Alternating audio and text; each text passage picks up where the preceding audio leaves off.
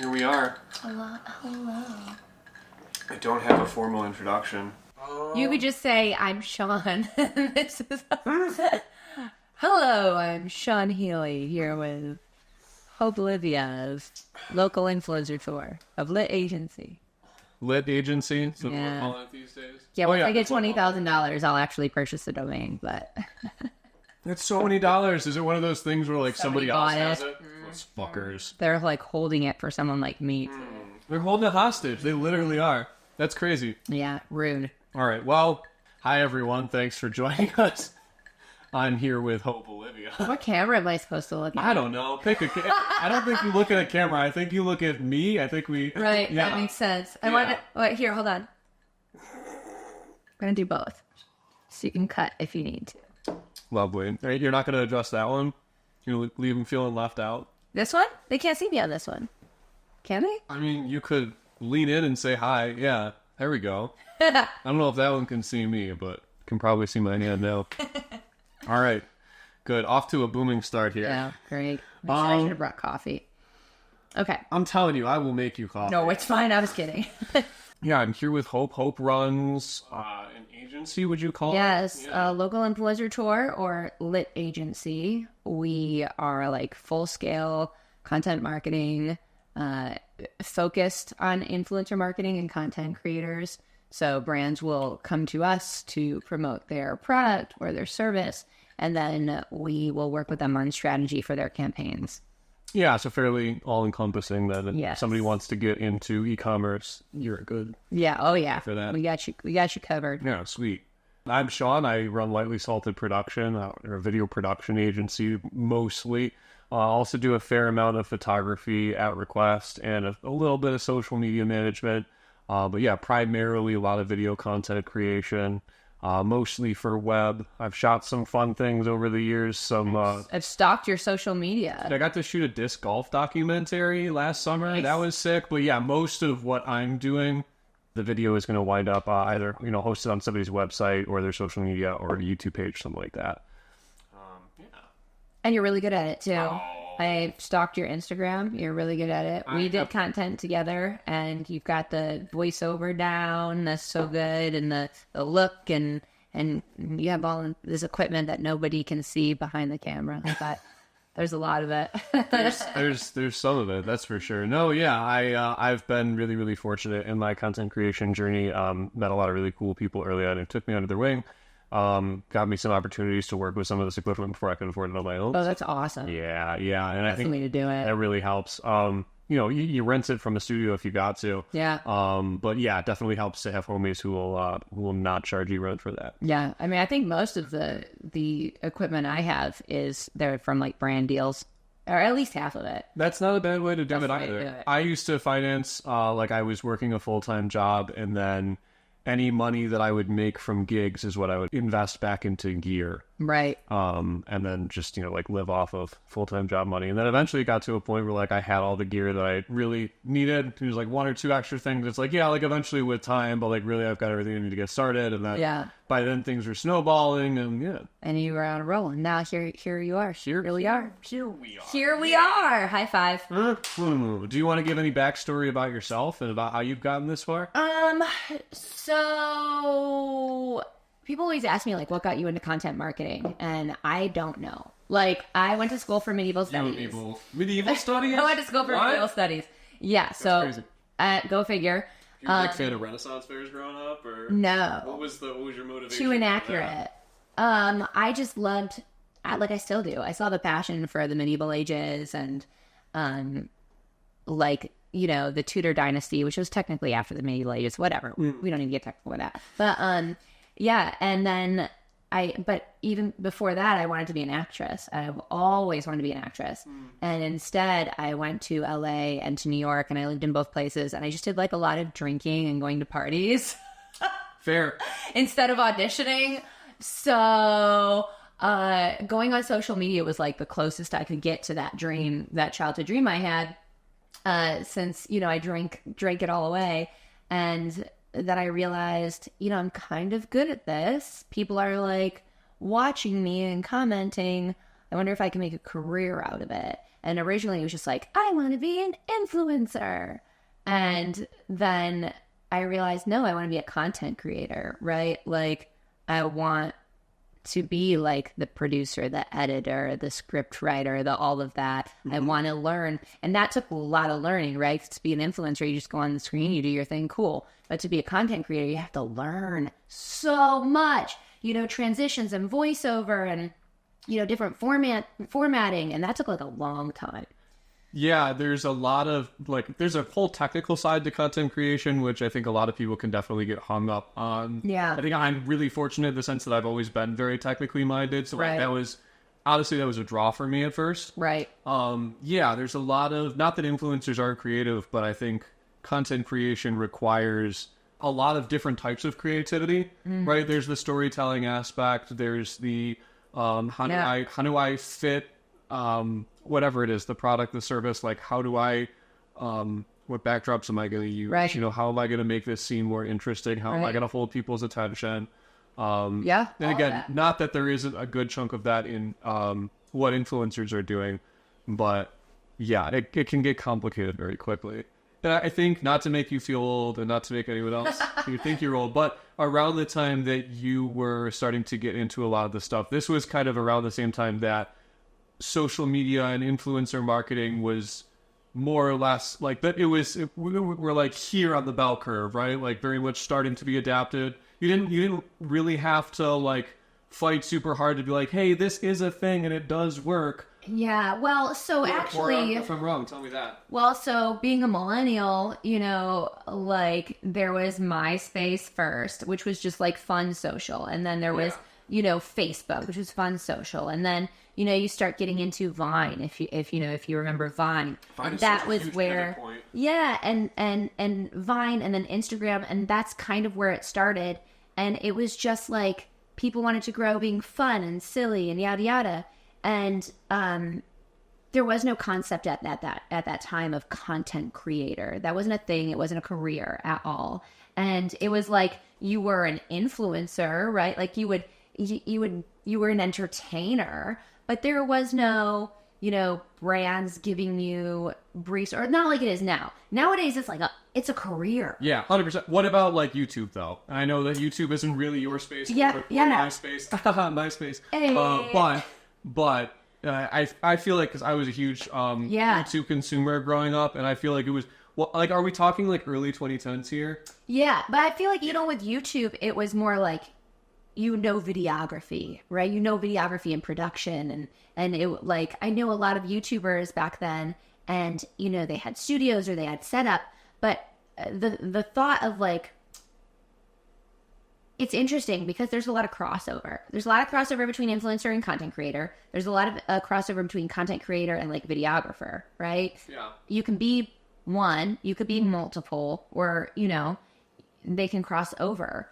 I do feel like, as far as, I do feel like the boom came in like TikTok, when Musical.ly turned into TikTok, and then TikTok grew from like dancing into like TikTok Shop. I think TikTok Shop really like push that content creator market space. I think when brands started utilizing Instagram as a platform rather than it just being like a different form of Facebook, I think once brands hopped on board, then they really started having a call for content creators, because you need content creators to build your authority, to build your authenticity.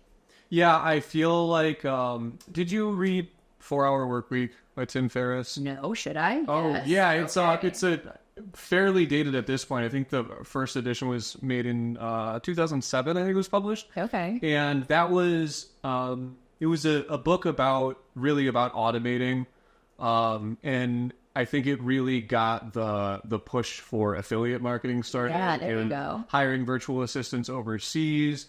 He's all about like figuring out the essential parts of your business that you need to be in charge of, and then figuring out how to delegate everything else, so that you do not need to, spend all of your time doing work, right? Yeah. But I think what happened, like in the wake of that, probably that book, but a lot of other things that were happening at the time, like blogs were popping off, right? That became a massive point of like internet infrastructure, Right. if you will. And then I think through Instagram and then definitely TikTok, we kind of saw like text get replaced with photos, get replaced with videos, Yes. and we're getting this like richer Yeah. content. And yeah, I think because the internet kind of like all e-commerce went through that, Yeah. I think we're kind of coming in almost at the tail end of like the replacing of analog buying and selling with digital. I think video is kind of like one of the final steps. And I guess actually having heard those words come out of my mouth, that's absolutely not true, because we're headed into an entirely different world with virtual and mixed reality. Yeah. I know that. But I do think that video has been a very interesting pivot point. Oh, absolutely. Yeah. And Vine as well. I think a lot of Vine creators went on to become Yes. YouTube creators, and this was when Yeah. YouTube was like finally turning a profit after like 10 years of Google like just throwing money at it, and you started seeing way more ads, and yeah, so there's all of this like commerce that's happening that just like never was. Yeah. And you came up kind of all in the middle of all of that. So to get to our notes here, I guess, let's talk about the state of content marketing. What's kind of going on right now. You know, you were talking just a second ago about how like TikTok, you think, and TikTok shops are really the pinnacle of where commerce is happening. And I would love for you to reiterate your point that we talked about right before we started this podcast. But yeah, tell me in general about like the majority of the work that you're doing. You know, what does it look like at this point? Yeah. So, I mean, it's kind of all over the place. You know, there's Instagram, there's TikTok. We actually do a bit of YouTube podcasts. I mean, we even fake podcasts. There are clients that come to us and they want a podcast style piece of content where, you know, we set up microphones and stuff and pretend like we're on a podcast talking about this product. And it's because yeah. So you know, we provide a little bit of everything. How did we get to that state? How did we get to this state where a consumer will recognize, oh, hey, this is a podcast. If it's being advertised to me, it must be a notable podcast. But it actually doesn't exist. And it's just a tactic being used. It's totally a tactic. It's a business thing. That's no different than like companies making memes about themselves. And Yeah. that out, right? That's a whole other like area of social media. I almost feel bad talking about it like I'm revealing an industry secret that nobody's supposed to know, like hush hush. But a lot of times when you see these advertisements of people on podcasts talking about this product, it's a fake. There's no podcast that exists. I love that. Surprise! I'm gonna lose so many clients now. They're gonna be like, I don't think your "You clients told on us." are going to be watching this. I don't think that most consumers are going to be watching this. I hope that the people who are going to be watching this are the people that are going to need to know this if they're going to work in this brands, industry. companies. Yeah, Exactly. Let's be real with ourselves. About it. Yeah. That's cool. Surprise. Yeah. Your point about TikTok shops. Yeah. Let's dig into that. Which point? ADD squirrel. No, you're good. So before the podcast, we were talking. You told me that the U.S. is the only place where you're allowed to open up a shop. I just found this out. This is like new news to me. Yeah. I mean, I'm learning stuff every day. So what I didn't know. Listen. The United States is always trying to ban TikTok. How many times has the U.S. I was reading about a whole other thing in the news. It's trying to do it again. About it. Yeah. They're always trying to ban TikTok. And TikTok, like, wants we're such, you know, so many people in the United States use TikTok that would be bad for TikTok. Yeah. So TikTok's trying to, like, appease the United States. So anyone in the U.S., any brand, any business can set up a TikTok shop, a TikTok, you know, seller account. And what I just found out that I did not know was that that's not the case in the rest of the world. It's by invite only.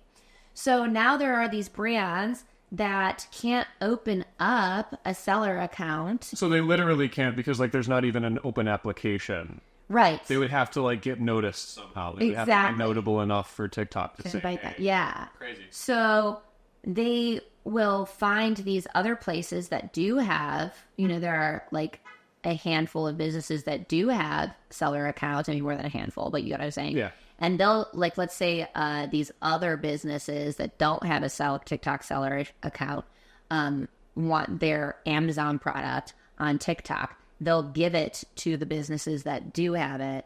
And then those people get content creators and influencers to promote it. And those content creators and influencers put that product in their TikTok showcase. So now this company that can't even sell on TikTok themselves, their product is in thousands of influencer stores. Yeah.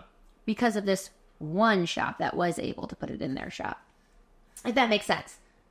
I think so. It sounds kind of like a parent-child company relationship. Is that kind of correct? Or Yeah. More or less? Yep. Yeah.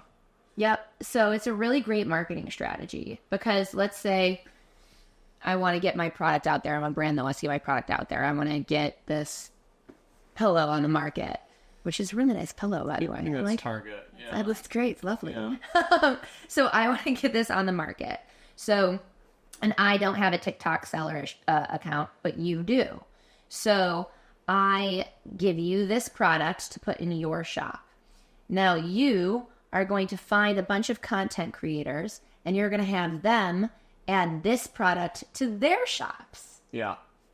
Now all of a sudden, my product is in front of, millions of people. No, that makes... Okay, so maybe I didn't hear this, the first time. There was a lot going on. It's a lot. But you're saying, so, each content creator is going to have their own shop. Yes. Yeah. Yeah, so... Why is that more advantageous than just holding in one store and advertising the shit out of that one store? Well, so, the more eyes you have on it, the better. Always. Always. So if you can get your product in front of more people...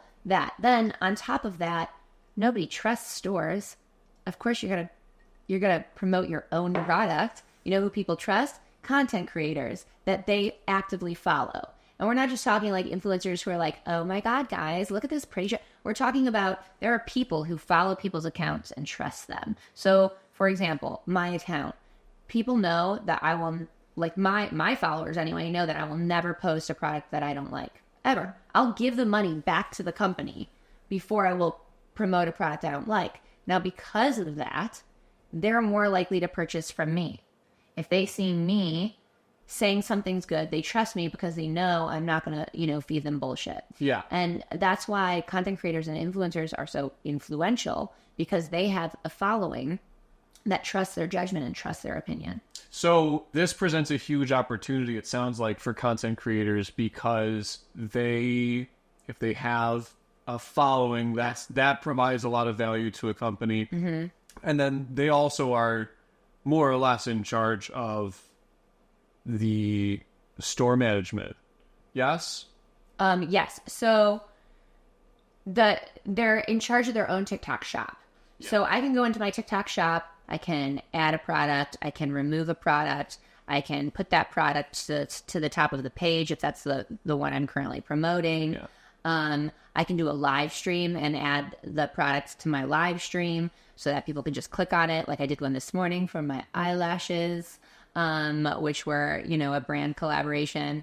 I can make a video and add the products to the video. Yep. It's a whole thing. So how does the payment structure work? Does the content creator receive a commission or is it a flat rate to have the items in their store? What's that look like? That depends on the content creator and the brand. I mean, that really, really, really varies. You'll have affiliate marketing where the content creator just gets commission. Yep. You'll have flat rates. The brand could pay anywhere from, I've heard of brands paying $20 all the way up to, thousands of dollars. It just depends. Sure. And again, it is from campaign to campaign. It just depends. Yeah, that makes sense. So for the creators that you are working with, mm-hmm. are you doing most of the conversation with those brands? Yeah. So the whole point of my agency is to take out the hard work, right? We do the heavy lifting. We're the middleman. So instead of a brand or company going and having contracts with 1 million influencers, which is a pain in the ass. Yeah, it's a ton of work on their end, right? It's so much work. The only person they have to talk to now is my team. And then we deal with the contracts and making sure that deadlines are met and that we find the proper influencers and that we have the right strategy. And then for the creators, the benefit for them is that they can just focus on creating. They don't really have to worry about the negotiations and everything. Correct. You're taking care of that. They never even speak to the brand, and the brand never even speaks to the influencer. Perfect. So far we've outlined what you're doing in the landscape, what brands are doing in the landscape, and the potential that opens up for creators. Yeah. And I feel like mostly it's going to be, hopefully, potentially creators. I feel like those are the people in our audience that are going to find this, right? So let's talk for a little bit about the influencers. Well, first of all, let's start with terms, right? Okay. Is content creator the correct term at this point? So they are interchangeable. You can be a content creator and an influencer, but they are technically different things. Yes. An influencer, they've got a niche, they've got a following. They just kind of go in front of the camera, do their own thing, enjoy what they do. And then if they have a large enough following, a brand will be like, hey, we have this product. Can you just like have it in one of your videos or maybe talk about it really quickly so that we get eyes on it and visibility? That's how an influencer would make money, right? A content creator, you have to think about as more of like an artist almost, right? They need to know things like voiceover, transitions, lighting, formatting, how to follow a brief, a script, talking points, subtitles. There's just so much that goes into it. Yeah. A content creator will usually have specific equipment too, whether they have different mics or, ring lights or whatever. They'll have like a whole equipment, and it's like being a producer, editor. You're essentially making a mini commercial. Yeah. It's production. And you can be both. You can be an influencer who's a content creator and a content creator who's an influencer, but they don't always go hand in hand. Sometimes there's just influencers and just content creators. Mm-hmm. And then just to clarify, another term that gets thrown a lot in this space, a lot of the people that you're working with, a lot of your content creators are also models. Yeah, yep. And we have a few. Do you think of that term as they're an influencer / content creator who is doing a lot of fashion and lifestyle stuff? Or where does that term fall for you? Yeah, so like we have this one model influencer, and she's an amazing model. And she's a really good, well, I would call her a content creator more than an influencer. I mean, she's an influencer too, but she's a model and a content creator. And she knows how to do those transitions and stuff. What was the question? Yes. So she would be considered, so if clients came to me, she would be my fashion content creator, right? She's great to use. I recommend her for fashion, skincare, beauty, health and wellness. I wouldn't recommend her for parenting or for sports or for, there are different creators with different niches. Mm-hmm. So if we bring on a model who's a content creator, their niche is going to be like fashion industry. Yeah. Yeah. So a model can fall under either umbrella. Sure. But essentially they're a subset of one of those two. Or both. There are plenty of models who don't do either. Mm-hmm. And conversely, there are plenty of content creators and influencers who are not models. Correct. Yeah. Yeah. Makes sense. So now that we've got the proper terminology, which I feel like is important because a lot of these terms do get thrown around like they're all the same thing all of the time. So thanks for helping us navigate. You're welcome. So what sorts of industries are your content creators serving right now? All of them. Yeah, we have influencers. Define all of them. Like, I mean, you could want a piece of clothing promoted. We've got you covered. You could want your band covered, like your music used and out there. We've got you covered. We've done that before. You could be a business, like selling business software. I mean, it's... we have different creators in all different niches. So if I was in a band and I wanted my music to get more exposure, have you ever found yourself in a situation where, like, let's say I said, Hope, can you give me a placement with, like, I know this brand is paying for exposure to 1 million people. Can I pay you to try to get them to use our audio? Yeah. Our song or something like that. Yeah, absolutely. Yeah. 100%. I feel like that would be an interesting way to kind of like combine some budgets and cross-pollinate a little bit. Yep. Does that ever come up? Is that like even semi-common? There are actually platforms that do that, like whole platforms where as a band, you give them your music and they set up campaigns with influencers, and the influencers get paid based on how many people watch their piece of content with that music. That's like 100% the TikTok effect, right? And that is 100% the result of them starting out as Musically. Yeah. It's a fascinating evolution. Yeah. That's so interesting. Yeah. No kidding. And then, so everything, and you are, correct me if I'm wrong, but predominantly working on, working in social media spaces, right? So, Instagram, yes. TikTok, yes. Facebook at all? If somebody asks it, so a lot of times people will ask us to put things in different formats. So they want it to be optimized for Reels and for Facebook ads. So we have to make sure like the product is like dead center so that it can be reformatted. Yep. Yeah, framing considerations. I know we're going to talk about that later. I will always say if you've got a great audience on Facebook, use Facebook. I'm very much so of the opinion that there's a reason why Meta bought out Instagram, because they realized that the majority of people on Facebook are getting older, It's totally a generational thing. Yeah. So it's only a matter of time before Facebook gets phased out the same way MySpace did. And then it'll only be a matter of time before Instagram gets phased out. And social media is always evolving. Like, how long can you keep a social media platform up is the question, right? So who knows? Maybe it'll be around forever and ever and ever, but maybe it won't. And we don't do too much with Facebook. If somebody wanted an ad for Facebook and wanted us to create some content for them on Facebook, sure. But it would be UGC, user generated content, right? Because really none of my content creators use Facebook. So you don't have any grandma influencers who have like the latest life alert? No, but I do need an older crowd. I do need to get some older content creators in my company, so we are expanding for that. But nobody has Facebook pages. Yeah. None of the content creators do anyway. The brands do, but the content creators don't. They don't really use that to gain an audience. For content creators, the money right now is in Instagram and TikTok. There are still, so many brands that don't use TikTok, that don't even want a TikTok. Yeah. Usually that's most like of my small clients. Yeah. Yeah. One of them is a government contracted. They like flat out can't. Okay. Wanted to, yeah. Wow. So yeah, I would say Instagram but YouTube too. YouTube as well. We at the moment. YouTube, yep. Yeah, we don't at this particular moment we have like this much of our company has YouTube. Yeah. So, but that's just my specific company, right?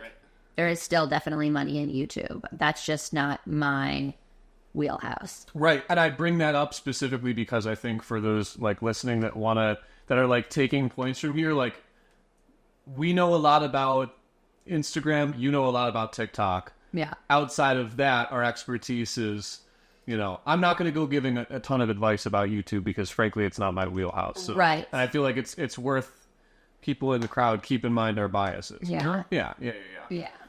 Cool. Yeah. Well, all right. That's a lot of really good stuff. So then let's talk about, for the people that are listening that maybe one day might want to work with you, what kind of core competencies are you looking for in content creators? What do your people need to be able to do? So we've gotten pretty strict. We just expanded internationally, and our company started out for like micro influencers, and that was like the thing. We wanted to help micro influencers grow. We wanted small businesses to have like affordable influencers and content creators. But as we're growing, you can't just be an influencer in our agency now. You have to be a content creator that has full knowledge of everything that goes into it. We are having to be a part of the agency. So we have two lists. We have those people who are in our agency, and then we have people who are not, who might just be like influencers and might not know how to do all the content creator stuff. So we have two lists. It's kind of like if you're an actor and you're like in SAG, you get higher pay than an actor who's not. It's like that with our agency. Influencers in our agency are going to get paid more than influencers who are not, because they're going to produce higher quality content. Yeah, and more is expected of them. Yeah. So if like an influencer just wanted to be put on our list and we see that they've got like good content, we'll put them on our list for simple projects, like for brands that just want to give you product and, you know, have you talk about it in front of a screen. But if a brand's asking for UGC or has like a long brief, we're going to use the content creators that are in our agency, and they're going to get paid more. Yep. No, that makes a lot of sense. So what skill sets are you looking for? I know you mentioned having essentially like an audition take where you're going to send a creative brief to... So part of the expansion of our business, and one of the new things that we're doing is anybody who applies, we're going to give them like a fake brief, like an example brief of what they might come across in our agency. And they have to send in fake content on this fake product. It's not a fake podcast. On maybe a fake podcast. And they to be able to show us that they know how to do transitions and lighting and voiceover and all of that stuff. So, and then we'll look at that, and that will determine whether they end up in our agency or on a separate, like, you know, hire out list. Sure. Cool. Good to know. Yeah. We're going to talk about gear probably in greater detail in a second, but like is there anything that you think is kind of essential besides a phone? So it's interesting because if you're just starting out, you can do anything with a phone these days. Mm-hmm. It's crazy what you can do with a phone. Great stabilization, great sound, great quality pictures. That being said, if you want to take it up a notch, I'll always, like, if you're doing a lot of movement, I would always recommend a phone stabilizer. Yeah, like always. The difference between and phones have such great stabilization that it's fine. You can get away without it. I have before when my stabilizer has died and I forgot to bring extra battery. But if you're doing a lot of movement and transitions and you really want it to be like very steady, I swear by my phone stabilizer. What phone are you shooting with? So we've got an iPhone 13 and an iPhone 14. Okay. And you don't think that the 14 stabilization is solid enough? Well, people have hands, right? Like if you have two,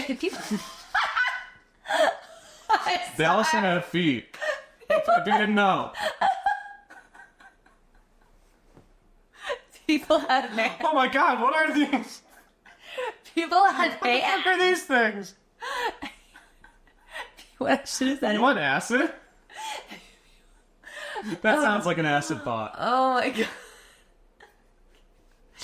I get this. Let me regroup for a second here. Yeah.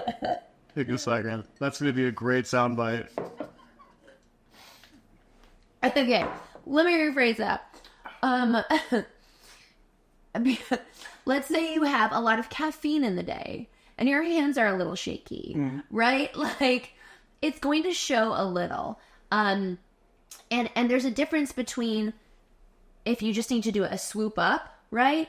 And if you have to actively go through a crowd and weave through a crowd. So there are situations when a stabilizer isn't necessary. But if you're doing this stuff where you have to weave in and out, I can always tell the difference between a stabilizer and not. But the capabilities of phones to stabilize themselves now is amazing. So if you're just starting out, maybe don't get a phone stabilizer, but they're cheap. They're so inexpensive to get like $100. Not even. Yeah. You can get a decent phone stabilizer for like $50 now. Oh, shut up. It's really? insanity. Yeah. Thanks. And you can get them for even cheaper than that if you want to, but like I wouldn't. It definitely is a good action. It's like you might as well just use your hands. And I've even that you have. Right. And that's the other thing is if you have to, like I went to the 2-on-2 event in New York City that had like all that, like it had, people there from TikTok, from Snapchat, from L'Oreal, it was insane. And I had to do content there in New York City. And wouldn't you know, I left my phone stabilizer at home and I couldn't get one shipped overnight in time.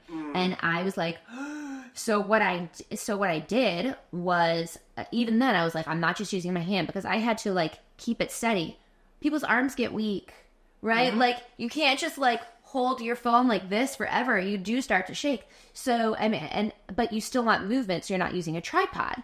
So I like, what am I going to do? So what I ended up doing was getting a selfie stick, and I held the stick on my shoulder and put the phone on the end. So I was holding it like that, and that helped a lot. So there are RTG iPhone. Crazy. Sick. So this is interesting. I was going to save this conversation for later, like about gear and stuff. I was actually going to say that I think with the stabilization features that phones have now, that stabilizer is completely irrelevant. Really? Yes, but keep in mind my two biases, which are one, that I don't shoot with my phone a ton, and two, that I am used to walking around in gimbal mode and using my whole body like a stabilization system, which is something that's honed it by like a lot of wedding shoots. Yeah, you have a steady hand. So yeah, I now I want to shoot a bunch of things, some with a stabilizer and some without, and see if you can spot the difference. Next time I'll bring my stabilizer too, and we'll do so. We'll have some fun with it. Sick. Yeah, we'll run some tests. Well, that's an interesting. But again, if you've got that kind of a steady hand, good for you. Yeah, that's awesome. Like me, after a few cups of coffee, like I run on caffeine. You're done. Do you shoot in like the cinematic mode at all? Have you given that a try? I love the cinematic mode. Yeah. It doesn't work with everything I want to do, but I love the quality of it. Yeah. Interesting. Okay. Well, hey, I will defer to you because you have shot a lot more. Well, you're also talking to somebody who like did a TikTok live stream today, putting on eyelashes, and I'm like, these are the easiest thing. They're like lash extensions. I'm like, all you have to do is touch it to your lashes. Meanwhile, my hand's like this from all the coffee I had. And I'm like, I swear it's easier for more people than it is for me. So, I mean, again, like, or people with, even poor circulation or, whatever. But just in general, I think you can't tell the difference. But if you're a videographer and you're used to constantly carrying your camera around, and even like heavier equipment, then I would imagine you'd have a very steady hand and be very practiced. Yeah. All right. Cool. Interesting detour. No, I totally did not mean to spend that much time talking on gimbal stuff, but that's totally cool. I wonder who's emailing me. That's funny. So because your agency started working with a lot of micro influencers at its inception, I don't know where you're at exactly with this stance now, but a lot of your people had like less than or around 3,000 followers, right? So how, in your experience, how much of like a marketable asset is a large following, and how do you even define large? Like, what are the shades of gray within that? The whole thing with our company is we really don't want you to feel like your worth is based on your followers, right? We want our creators to know that their worth is based on their content and their level of quality. There are brands that are like, we're not working with influencers who have less than 100,000 followers or even less than 500,000 followers. It just depends, right, on the brand and what they're looking for. That being said, we now take UGC creators as well who don't use their social media at all. Like, they've got like 300 followers. This guy, a little bit more than 300, but not many more. There are people who don't. They've got private accounts. They're not influencers. They specifically only do user-generated content to get to the brand for the brands to use on their platforms. Yeah. And they're amazing. Yeah. They make these mini commercials, I like to call them. And we're going to show you one later, one that I'd shot with Hope. Boom, boom. Mm-hmm. So I would say that you don't need a large, I mean, I don't have a large following. On TikTok, I think I have like 58,000, right? That like are followers from ages ago when my content was completely different. I don't even think they pay attention to me anymore. Yeah. And then on Instagram, I have like just over 3,000. And I own a company and I do this full time. So, and that's not like me being like toot my own horn. That's me saying you don't need to have a large following to make this your career. Are there situations where that affects, how much somebody's going to be paid out? Oh my God, yes. Yeah, I would figure. So, and that's one of the reasons why I like my agency is we advocate for our content creators, because industry standard says you can only charge $10 per 1,000 followers. So let's say you have 2,000 followers. That means that brand has, according to industry standards, can pay you $20 and be, fine. Yeah. $20 to spend, an hour or two putting on doing your hair and makeup, getting different angles. I'm going to tell you, if you're paying somebody $20, you're going to get $20 content. Yeah. Those people are not going to spend the time doing transitions and angles and all those things. They're going to get in front of a camera. They're going to be like, look at this product I got. Isn't it cool? And you will get $20 content. And if you don't care and you're just going for as much visibility as possible, fine. Pay them $20. But we will never pay our content creators $20. Cool. I understand where the brands are coming from because they're probably measuring the value in overall exposure. Right. And so you want to have like a sliding scale for that. But at the same time, I think when social media algorithms in general start favoring a creator, in the course of a year, you can go from your 2,000 to your 200,000, or in a whole lot less time. And it seems like there's a very like exponential curve, right? Yeah. So I was going to say this earlier, but since we didn't touch on it, I kind of feel like what's happening with influencer marketing, in a sense, parallels Hollywood and how that whole thing works. Where if you're a household name, charge as much as you want. Right. If you're an extra, go fuck yourself. That's right. It's peanuts to you caviar. Just hit the nail on the head. Yeah, and once you are a star, you are a star. Yeah. You're either you have it or you don't. Doesn't matter how much talent you have if you're not recognized. That you hit the nail on its head. Yes. Yeah. So that's why we try to. That's why it's nice to be in my agency. Is because we go like, listen, this is good content, and they get the copies, right? So they'll be able to use it over and over and over, like.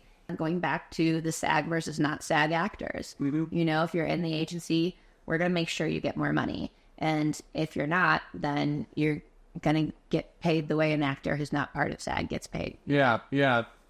All more incentives to learn content creation skills, which truly anyone can do. I mean, for all of the work that I've done in video and continue to do in video, I didn't go to film school. I went to a college for music business, I went in with no expectations of doing video, and I'm pretty darn self-taught, It just takes dedication. Couple really great mentors, but no formal education. It does not take that.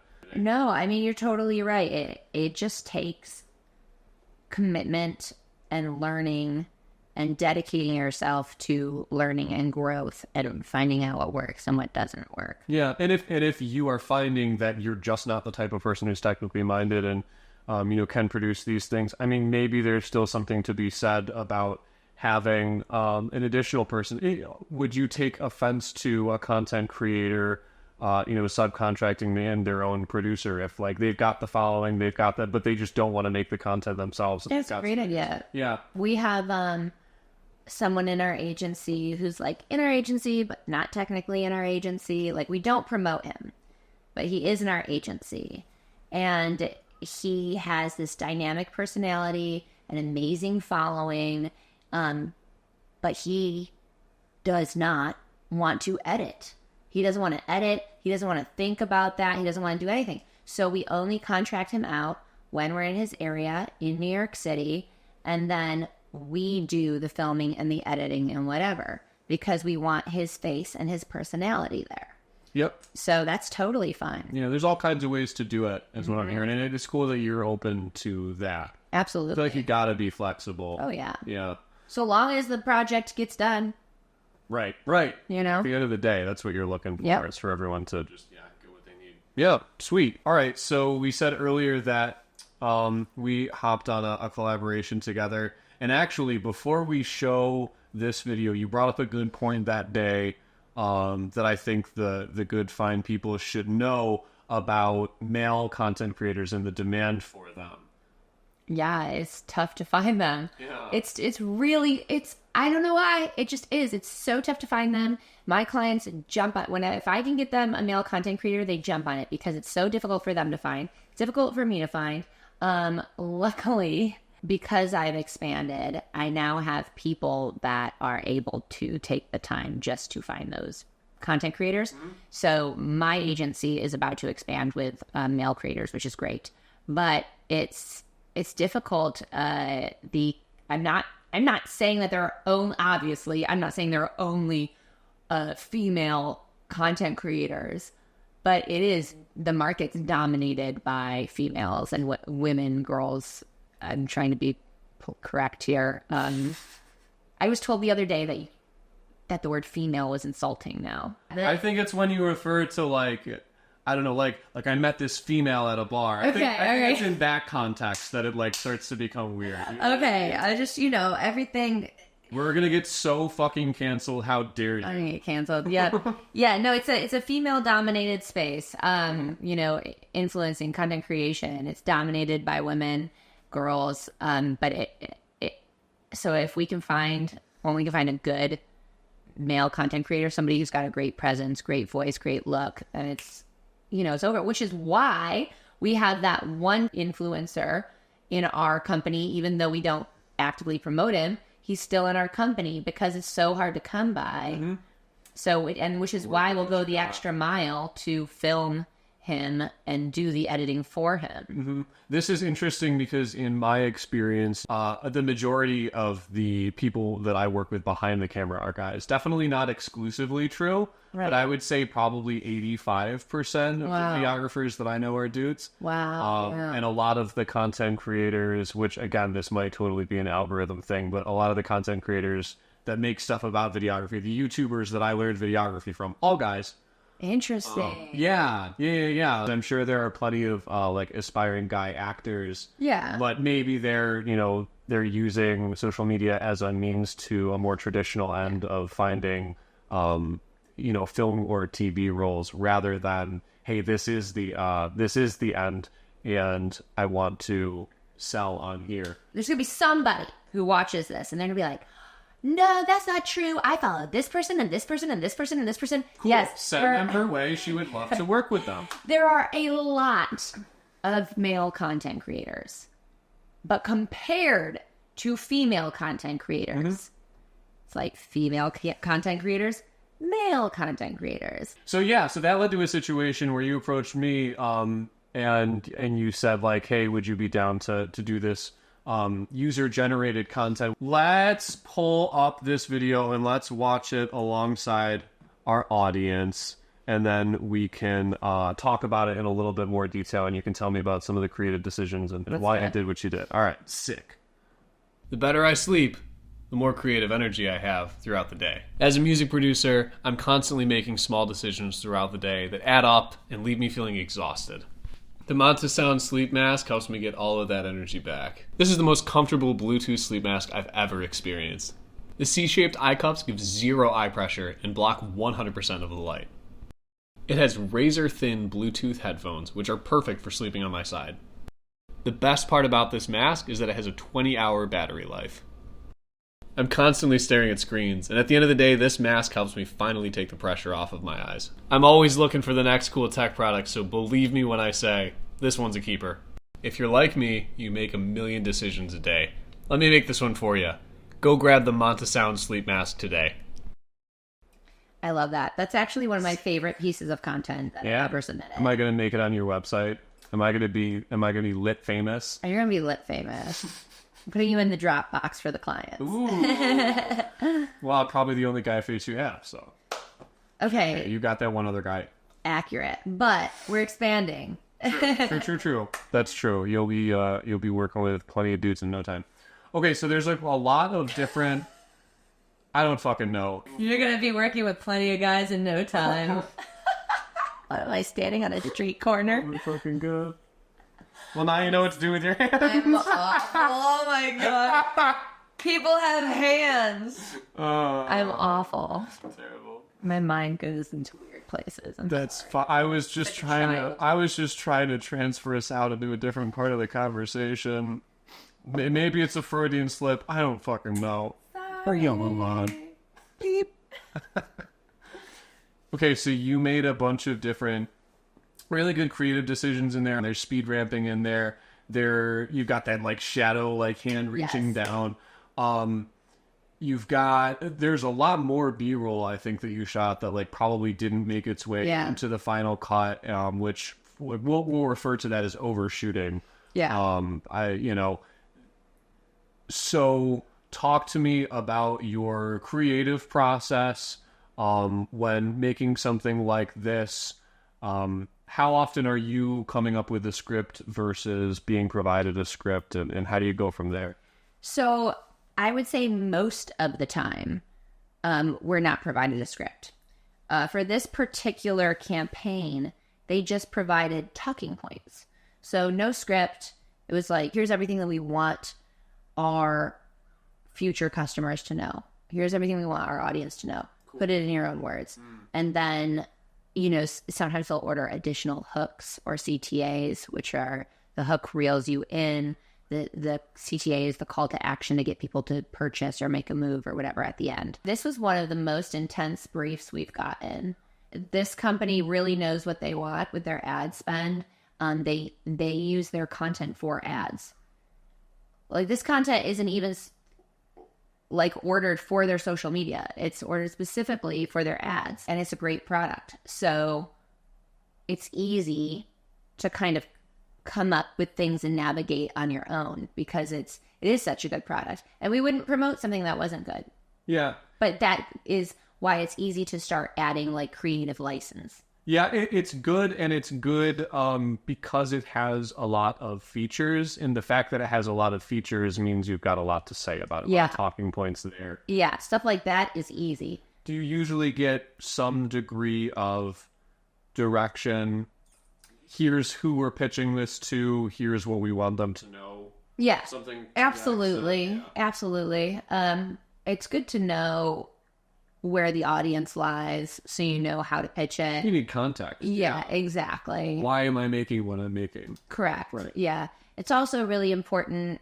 I mean, I think not everyone's going to agree with me on this. Some people just want the cash grab, but I think it's very important to like actively like the product you're promoting, even if it's not going on your platform. Now, listen, there are things I won't promote on my platform that I'll promote in UGC because it's a good product, but it's not necessarily a product that my audience will identify with. But if I actively get that product and I'm like, this is shit, or part of my French, this is an awful product, I'm not going to be mean about it. I'm not going to say you have an awful product. I'm going to say, this just didn't work for me. Here's your money back. I'm so sorry. If you'd like me to send the product back, I can do that too. Otherwise, I'd be happy to pass it off onto a friend that might have, might be able to use it better or might like it more. Sure. Well, I think, in a perfect world, you would only use products that are resonating with you. And if you can afford to be that picky, then you should be. Right. Yes. Exactly.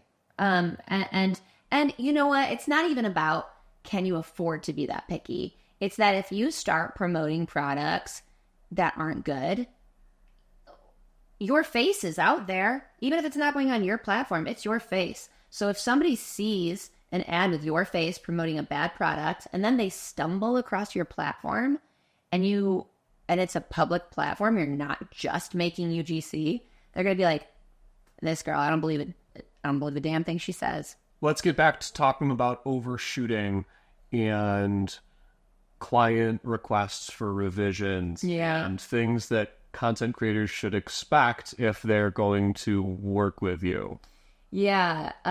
So again, it varies on campaign. Some brands are like, here's a product, do what you want with it. Just, make sure it's on your social profile. And that's so easy. As far as technicalities go. And then there are some that give you 3-page long briefs and you have to hit every point, and they say things specifically like, they say we want 3 transitions in it. We want 2 extra hooks. We want specific scenes. Some people ask that you're wearing specific clothing colors. One time there was this long brief. I shot this whole YouTube video for this client, and when I sent in my revision, they said, "Oh yeah, we don't like your hair like that. We want your hair like it is in this other video we found on your Instagram." And I said, "I'm sorry, I'm not reshooting it. That wasn't in the brief. Nowhere in the brief did it say my hair had to be a specific way." So I'm not reshooting it. I'll reshoot it if you want to pay all over again. Right. But so sometimes they're very, very down to the detail, and sometimes they're not. I find that taking a lot of B-roll or just extra little clips that can be inserted and tweaked, I find that that's a great way to avoid when you send it in for revisions. It's a great way to have to avoid completely reshooting. It's just taking a whole bunch of content you might not even use. Yeah. Yeah, and then you can be picky about what you're using in the edit. Yeah, right. And you've got that to fall back on if somebody, and if they request something, a specific kind of change, then like, okay, yeah, maybe you have to go back and reshoot, but at least, yeah, you're not going through the whole process of setting up. Right. I found that, and again, this is a reason why we are really being very strict now with who we let into the agency. I find that if you don't get the right people on a project, people who know how to do the B-roll, the transitions, the whatever, when it's time to give them the revision, they're not happy because they have to shoot all over again. Yep. And they get angry about it. And then they're like, yeah, I'm taking all this extra time. I didn't plan it. And the way to avoid that is by shooting a million pieces of content. Yeah. Yeah, having more. And the same is true with voiceover clips, I would imagine, as well. Having a couple different call to actions that you can rotate between, having a couple different, like, extra feature talking points, maybe. Right. Just having more in your arsenal. Then if they do come back with something that's, like, super specific, you can probably, in most cases, turn that back and say, like, hey, why wasn't that in the creative brief? Right. Yeah. Exactly. Cool. Yeah. So that's great stuff. So I want to talk for a second about lighting. I don't know if you have any pointers that you want to give. I definitely have some thoughts that I feel like might be worth sharing. Let's hear yours first. So talking head is kind of very literally what it sounds like. It's when we can see your face on camera and you're talking to the camera. Okay. Right? If you're watching a documentary and there's somebody they're interviewing somebody, it's either shot of them, right? As opposed to B-roll, which is stuff that goes over top of that, accompanying visuals, kind of like embellish on what they're saying. Yes. So for talking head type stuff, if you are addressing the camera directly, which I know you do a whole lot of, I think the biggest thing, and this is not going to be a college course in lighting. This is very much a crash course, but somebody's eyes will always go first to the thing that is the most well lit, then the thing that is the most in focus, and then after that, color plays a big role. But those are the three priorities in the brain, right? And in the eyeballs. So, like, you're going to pick up on something red over something that is a more neutral tone. Your eyes are more likely to bounce to that, right? But before we even get there, before we even get into colors, your eyes are going to lock onto the brightest thing in the shot. Right. So relative to the background behind you, you want a lot more light on your face. You want your face to be properly exposed. And so to that end, a ring light is definitely a really good thing to have. If you don't have a ring light, shooting in front of a window, turning lights off behind you is always really important. The lights in your house are a different, technically the term is color temperature. Really, they're a different color. They're more yellow or amber looking than the light that comes in from the sun, which is more of a pure white. Right. So if you are talking to a camera, you've got your ring light or your, nice white light coming in from the sun, and then you've got all this yellowy light behind you. It looks weird. And the camera notices it more than, like, your regular eyeballs do. So you might not think it looks that bad just looking at the room behind you, but the camera is not going to see what you're seeing. We call that mixed lighting. Okay. Yeah, don't do that if you can avoid it. Right. If you have to, it's sometimes not the end of the world, but general best practice is to shoot with lights of the same color, so that your white balance is accurate. And then the same is true for any B-roll or any product where you're in the shot, but you're just kind of like interacting with the product. Like there were a bunch of shots like that. There weren't any talking heads in the Mounted Pro. There was just a voiceover underneath, but there was lots of stuff where I'm in the shot. And so, whether it's the person or the product that you want people to focus on, again, like that should be the most well lit. So if it's, you coming up to like grab this thing off a shelf, the thing should be lit. You shouldn't be lit. But if it's, I don't know, you looking for the thing, then you should be well lit. It's all about directing the eyeballs to, what they're supposed to be looking at on screen. That's kind of the key thing with lighting. Yeah. And then my only other thing is work with the light you have. So, let's say you've got light coming in from this direction from the sun, or your main light source is this way. You can fill in a little bit with this, but you shouldn't try to overpower the sun with a light that's this way. Right. You want to use artificial lighting to accentuate, to highlight the natural light that you're already working with. Yeah. Otherwise, it doesn't make sense to your eyeballs. You're like, if the window is here, then why are they lit on this side, right? Yes. So yeah, just keeping that in mind, context and all. That's what I got on lighting. One other thing, actually, in terms of like windows in the background, don't do it unless you have a really, really strong light, because the sun is pretty much going to overpower any light that you'd probably be working with. And I would say a good rule of thumb is, because your phone will auto expose itself to whatever the lighting situation is. So if you're standing in front of a window, it's going to brighten it way up so that we can see your face. But then the window, like on the camera, you're just going to see white behind you. Right. So if you can see white behind you, if you're not seeing like a nice blue that's the actual color of the sky, it's too bright. Right. Yeah. Otherwise, if you are getting that light, you've got something powerful blasting this way. I've done it before, and it's definitely like it can work.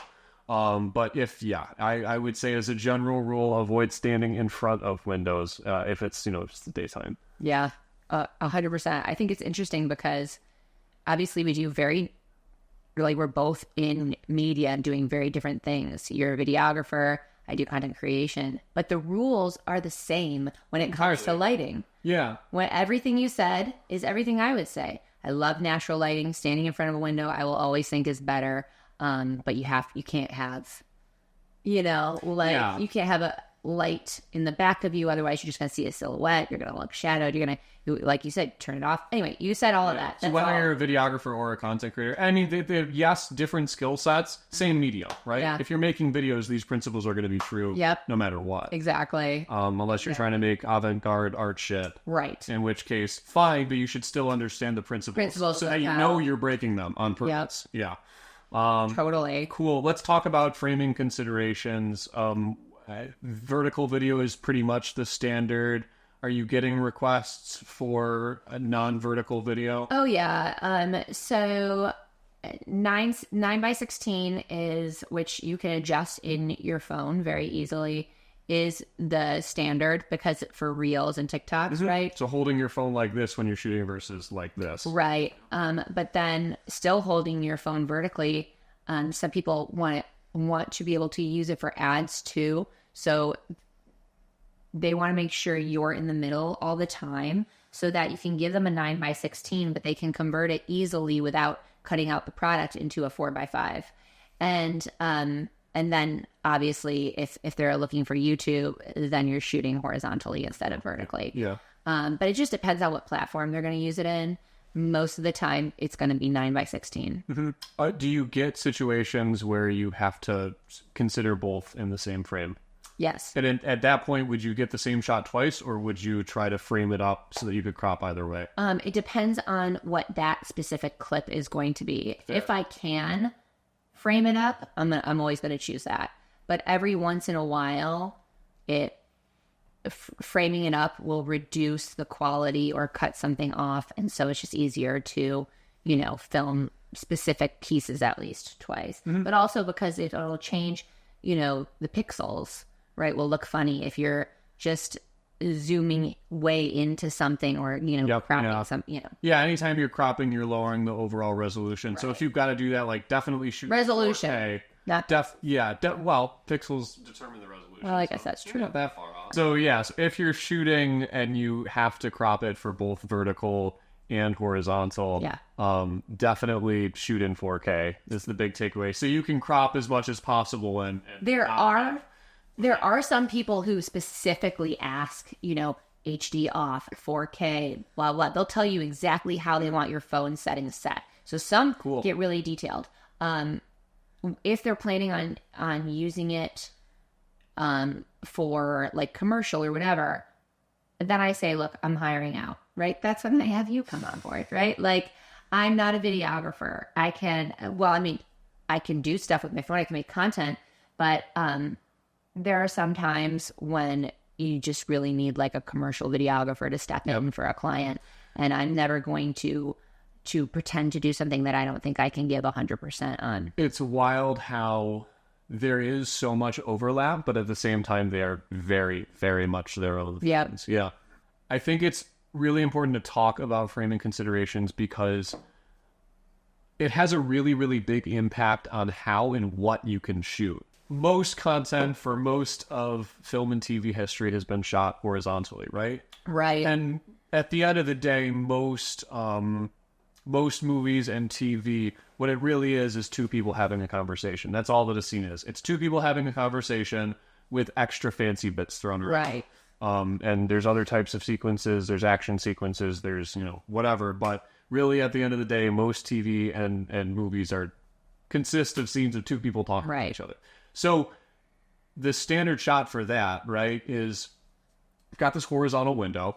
You see somebody's face on like 1/3, and then you're seeing like over the shoulder of the other person on the other third, right? Right. If you're shooting vertical, you can't do that. Right. Or they have to be standing way closer together, and you can probably only see half of somebody's face. It doesn't really work on vertical. Right. And so a lot of the time, I mean, TikTok content looks so different from film and TV because it's one person standing there. Vertical is great for one person because we are shaped vertically. Yeah. Right? So we can stand there and hold a product and talk about a thing. If you want to get a bunch of people in vertical, you have to stand very far away, and then you're not And then you got all this bullshit on top and bottom. And you're not seeing all of their like features or, the clothing if they're representing clothing or whatever. I won't get super into specifics, but one of the work I do for one of my clients involves going and filming a lot of people's homes. And you cannot do, I'll call it real estate style videography and have it be vertical. You've got to show all of it. Yeah. And you can't see the width of a room in a vertical video. Right. And that's a giant pain because I'm mostly doing social for them. Yeah. And like even when you do the wide angle, then it distorts things, right? Yeah. So you can do the wide angle, but it doesn't look as nice. Yeah. I mean, it works in some situations, but it's not going to look as nice as a... And even then, I think you're always kind of faking a horizontal look. Yeah. And it just doesn't work because you've got all this extra stuff on the top and the bottom. It doesn't make as much sense as a person standing there that fills the whole frame or some other shape that's vertical like that. So like that really does have a big impact. Yep. There is kind of the compromise. I don't know. I'm actually very curious to hear if this comes up as an option ever. But the compromise would be shooting horizontal with a square framing consideration. So cropping that horizontal video down into a square, making your video's project file a vertical, right? Duplicating that video. So you've got two squares. Oh, how you do enlarging the one that's behind, throwing some blur on it. Yeah. So, I mean, you can do black bars, text on top and bottom. It depends on what you're shooting. But effectively, shooting square, which is closer to horizontal than true vertical. Yeah. And then finding another way to fill that space. So that's a great way. I feel like that's a great way to show your work as a videographer. If you're shooting in vertical and you have to somehow format it to 9:16, but otherwise clients won't ask for that. It's a great way to show, hey, here's vertical, and I don't want the algorithm to pass it up, so I'm putting vertical into opposite. The same is true though, because there are plenty of sites like YouTube. If you're watching a short and you're watching it like a full screen on a horizontal browser, they're going to do that blurring effect automatically. Right. So it does go both ways. Yeah, but as far as a client goes, a client will never ask for that. Yeah, if they want it to be formatted to fit the screen that they're going for. Yep. Yeah, which makes a lot of sense, and hopefully their products are designed to fill a vertical frame nicely. Yeah. Obviously, like you were saying, with real estate, I mean, you're at that point, you're going to have to do something. Yeah, it's crazy. Okay, so we've done our Mods of Sleep Pro breakdown. We talked about framing consideration. I think really the only other thing I wanted to talk about was voiceover.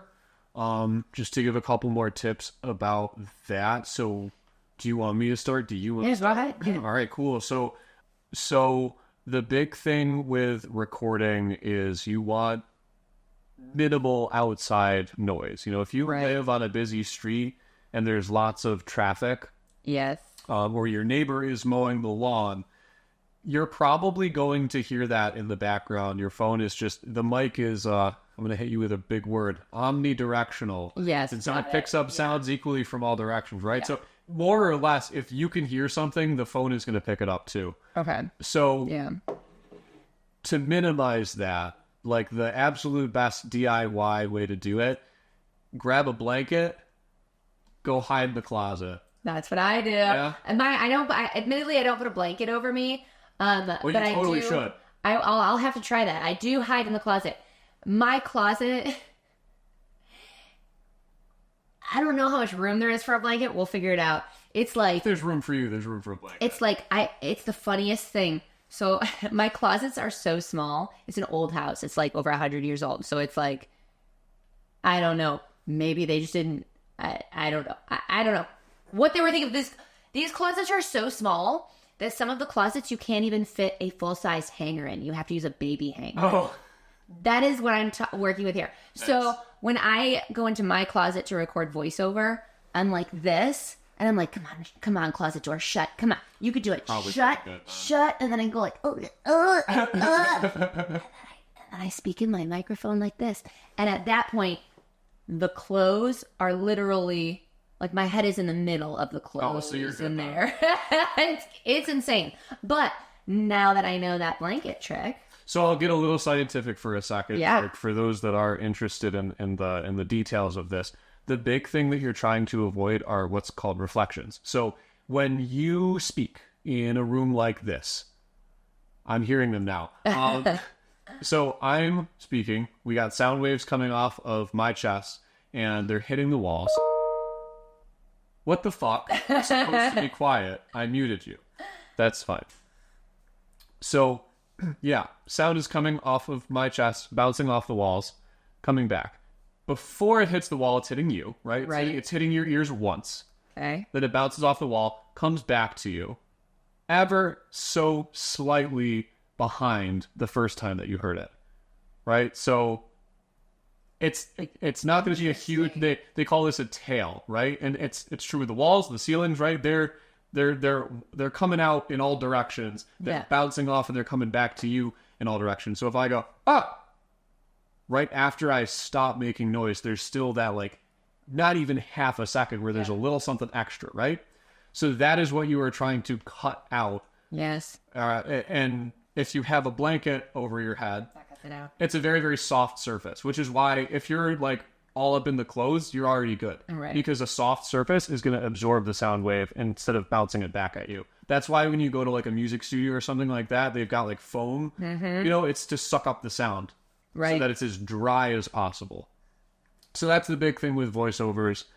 If you do happen to have access to a recording booth, by all means use it. If you don't, your closet and a blanket, or honestly just like the clothes on the hanger, that's Home hack. suffice. Yeah, home hack. It works great.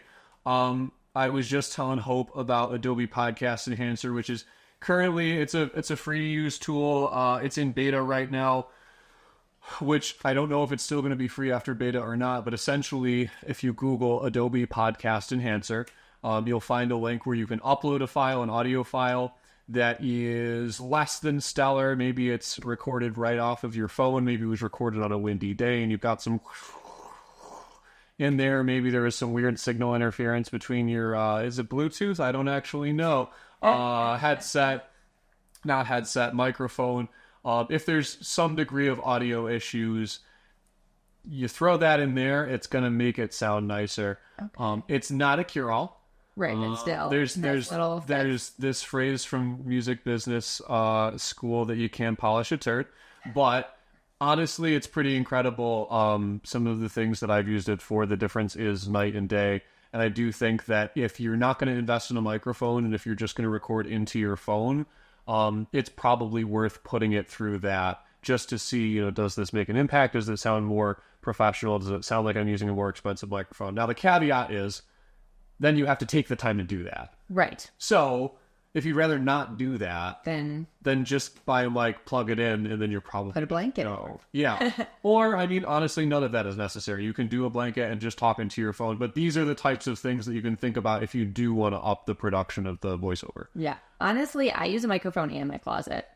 Yeah. I put in the microphone and I go into the closet Yep. and yeah. Absolutely. Yeah, and I think that is a good, because even if you have a nicer like microphone, you're still going to have reflections to deal with. So honestly, you definitely should be tag teaming the two. But a microphone definitely helps. Yeah. I would agree. Big difference. And then That's a great sound.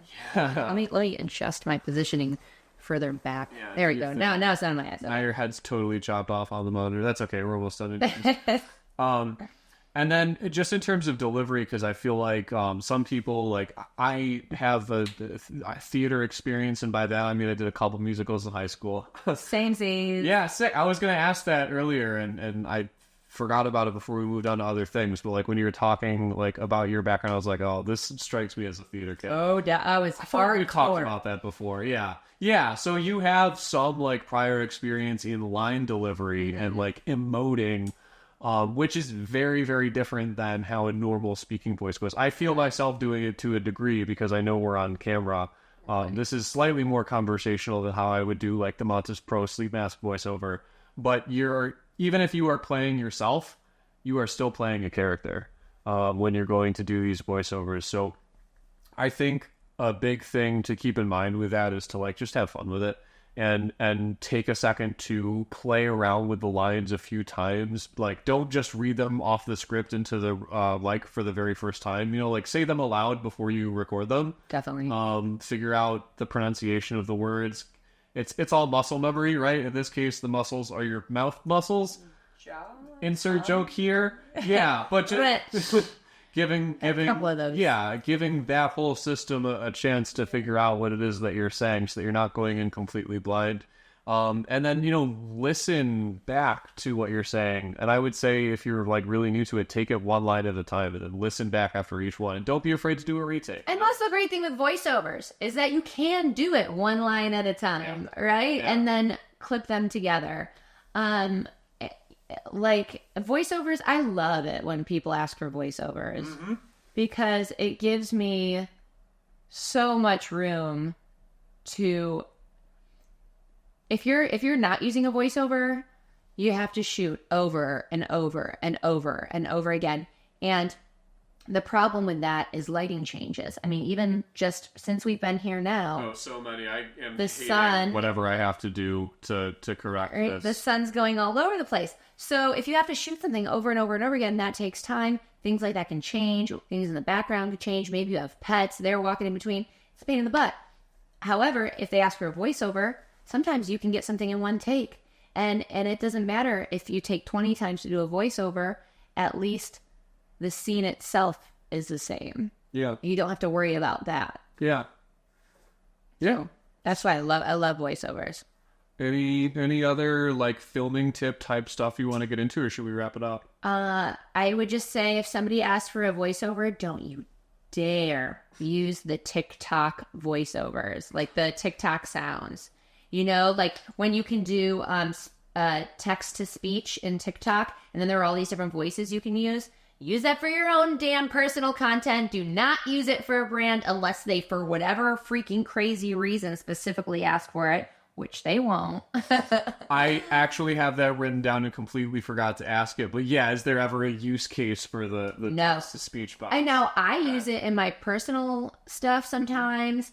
Why? What's the creative motivation? It's just easier. That's all. Okay. That's literally it. Okay. Is you type in what you want to say, and then that, text to speech thing says it for you. So you don't have to, do a voiceover a million times. This voice to speech is you typing it in. Yeah. Like you're not saying it and then they're saying it back. Like you're just, the voice is just reading text that you put in. So it's easy. Okay. So you don't think that there's ever a use case for, is the TikTok lady's voice, is it Jane? Jessie, I think. Jessie? Okay. Is there ever a creative use case where is there an argument to be made that Jessie is in some respect an influencer herself, that because people have heard that voice a lot, it's more familiar than this piece of UCG that features like a voiceover from a guy like me who you've never met before? That's an interesting concept, but I'm going to say no. Okay. Yeah. That's a really good, like, that's a very insightful, like, theory for sure. I love that. I mean, I'd actually never thought about that Hey, before. if we can have fake podcasts, Yeah, right? oh, stranger things are already happening. Right. So I will be curious to see if your answer ever changes over time. And Which it might. I'm also curious to see, like, if anyone hears this and has differing opinions. And that's the thing, too, right? I can tell you all I know about all I've experienced from being a content creator, owning a company, and from my own clients. Mm-hmm. The amazing thing with social media and technology is that it is always evolving, right? Like a year ago. That's an amazing thing. We Right. love that. We love that we can never rest. Well, it's like I do, it's not fun to constantly be researching, but there's a reason why. So last year there was this women's business retreat I was asked to speak at, and they invited me back again to give the same lecture. But the lecture is going to be different because within that 1 year time, there are so many updates on Instagram. There are so many new things you can do. And there are so many things that you shouldn't do that I told you last year you should do, that you should not do now. Even Instagram hashtags. You know, there was a time where I would have told you use 30 hashtags. And now I'm going to tell you that's not the case anymore. You want to use between 5 to 8. And, but so all that to say, interesting concept. Maybe voiceovers will end up becoming a thing of the past. And our friend TikTok Jessie will be the new thing. Who knows? I mean, I know for a fact that there are other chatbots being developed. There's so many. Yeah. And even on TikTok there are. Where potentially you could confuse this for a person. Oh, yeah. There are also, and this has interesting implications, both for the content creation landscape and Hollywood. There are programs being written where you can take an imprint of somebody's voice. You're right. And then you can write whatever. And Crazy. that has the potential to be wildly empowering for a popular creative who wants to be able to record massive amounts of voiceovers without actually having to do the voiceovers and to just save them that time and automate. It also has the terrifying dystopian possibility of a brand owning your voice. Yeah. Well, I think of, in my crazy mind, I think of things as like, crime and being implicated at something you never were. You saying something that you never said, things like that. I think AI is crazy. And I'm just like, in the future, how are we going to prove, that we weren't somewhere? Even faces, they can take your face and make you say stuff. Yeah. With your voice, your voice in your face. How psycho is that? On the other hand, if you have done or said anything that you deeply regret, it also opens up the plausible deniability for you to, if that ever resurfaces, say, nah, I didn't say that. That's AI. It was AI. I would always say when you're watching anything on social media, take it with a grain of salt. I mean, I saw a video that my husband sent me of, it was a gorilla against the glass in like a zoo. And the human mom on the other side was holding her baby, and the gorilla was going like this. Then it shows the gorilla running away, getting her own baby, and bringing it back and showing the mom the baby. Very endearing, right? Cute. Super endearing. I was like, oh my God, that's so cute. And everyone in the comments was like, oh, this is so beautiful. This is so amazing. But also like, poor, really, they were all over, but they believed it. And I'm looking at it and I go, in the very first shot, there's no grass. And in the last shot, when he brings the baby back, there is grass. I did some digging. Two completely separate clips. It turns out that the gorilla in the second clip wasn't even a mom. He was the dad, and he would steal his kid from the mom to get the mom to chase it. I mean, you gotta do what you gotta do. You gotta do what you gotta do. But all that to say, there's so much on social media that is not real. Take everything with a grain of salt. I don't care how much you want to believe something you see, especially if it's politically involved, religion, if it has to do with ingredients in something or how something skincare product works. Go and take the time to do your own research. Like, across, go on the website. We have the website now. We don't even have to go to the library anymore even. Yeah. Look at multiple different sources. I think it's terrifying to think about how many pieces of information we're hit with and probably internalized to some degree without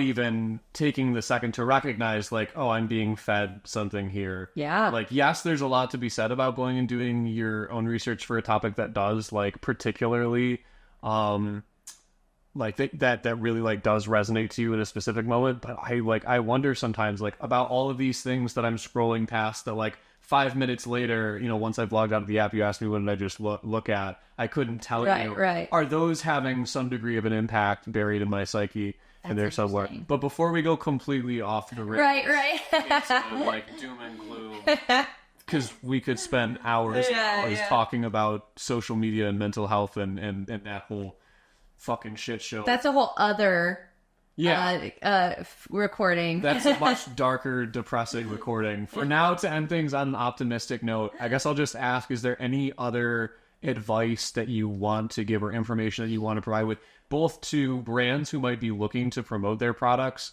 and or creators who want to work with either you or people like you? Yes. I'm going to leave with one last piece of advice that only about half the people watching this are going to take, and the other half are going to be like, I don't care, nobody will ever know. Oh, okay. For the love of God. Sorry, I said that a little too loudly. Definitely. I got the microphone. For the love of God. Yeah, ASMR that shit. Do not pay for followers or likes or engagement. Not only is it damaging your engagement, like let's say I'm going to pay for followers and then they're bots, okay? And then they're never going to interact with your content ever again.